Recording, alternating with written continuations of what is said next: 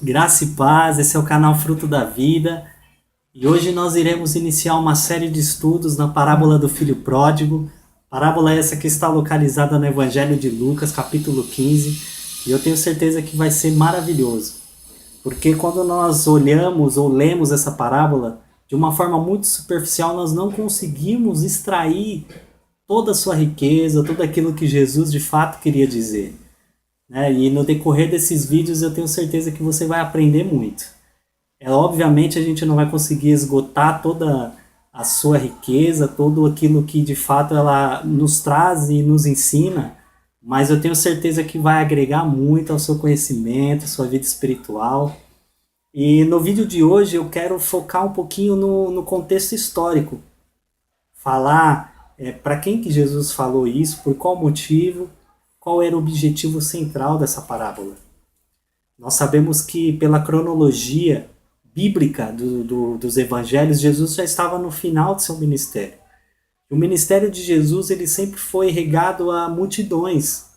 E isso trazia uma certa inveja à elite religiosa da época. Porque Jesus, de fato, ele arrastava multidões, queridos.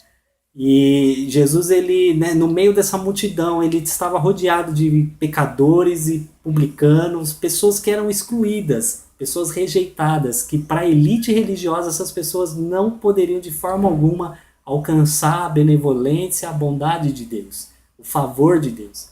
Então, quando nós olhamos para o capítulo 15 de Lucas, nós vemos que Jesus, o início ali, ele está sentado com pecadores e publicanos. É assim que inicia a narrativa.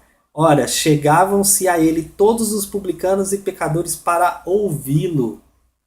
E o verso 2 é interessante que diz assim: e os fariseus e os escribas murmuravam dizendo, este recebe pecadores e come com eles.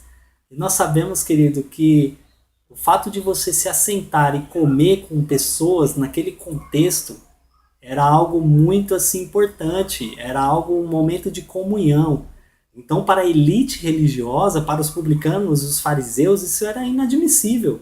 Como alguém que se dizia um mestre religioso, alguém que realizava milagres e curas, poderia andar com esse tipo de pessoas? Poderia se envolver com esse tipo de pessoas? Ainda mais quando nós olhamos, por exemplo, para Salmos, como o Salmo de número 1, que diz que nós não devíamos não se assentar e nem comer e nem andar com pecadores. Mas nós sabemos, queridos, que a diferença era que Jesus era o salvador dessas pessoas.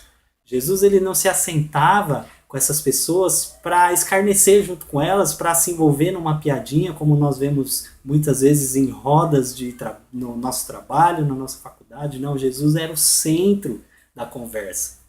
Jesus era o salvador deles, é ele que instruía e que falava. Isso é maravilhoso. Então, quando Jesus que ouviu a murmuração dos fariseus, a raiva que eles tinham, o fato de Jesus andar com esse tipo de pessoas, é que Jesus ele começa proferindo a parábola da ovelha perdida e depois da dracma perdida, e ele finaliza então a partir do verso 11 com a parábola do filho pródigo. Mas o interessante, queridos, é que essas três parábolas ela têm um objetivo em comum. Ela tem algo em comum que, na verdade, é o centro das três parábolas. É o objetivo central dessas três parábolas, que é a festa, a alegria, o prazer e a satisfação de Deus e dos anjos por pecadores que se arrependem. É interessante, queridos, que a partir do verso 7, após Jesus falar sobre a parábola da ovelha perdida, Jesus fala, assim haverá alegria no céu por um pecador que se arrepende. Alegria no céu.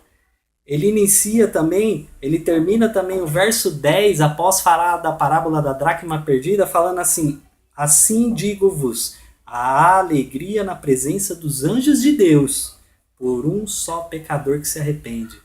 E ele finaliza também a parábola do filho pródigo, que é o foco do nosso estudo, falando, era justo, porém, que regozijemo-nos ou nos alegremo-nos, pois este teu irmão estava morto e viveu, tinha se perdido e foi achado. Então, queridos, é interessante que o tema central dessas parábolas envolve a alegria, o desejo de Deus, a satisfação de Deus em perdoar pecadores arrependidos. E é por isso que Jesus profere isso. Porque eles estavam sendo tão críticos pelo fato de Jesus estar sentado e comendo com eles, mas eles não entendiam a alegria e o prazer que Deus tinha em salvar essas pessoas.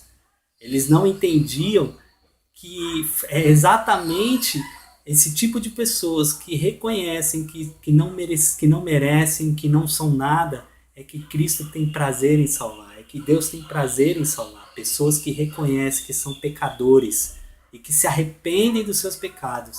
E por isso a elite religiosa, os fariseus e os escribas não entendiam isso. E isso chocava eles, porque Jesus andava com pecadores. E é exatamente nesse contexto que Jesus profere essas parábolas, para ilustrar essa riqueza tão profunda e que nós, no decorrer desses vídeos, iremos detalhar o prazer, a alegria e o desejo de Deus em salvar, em se alegrar com pecadores que se arrependem.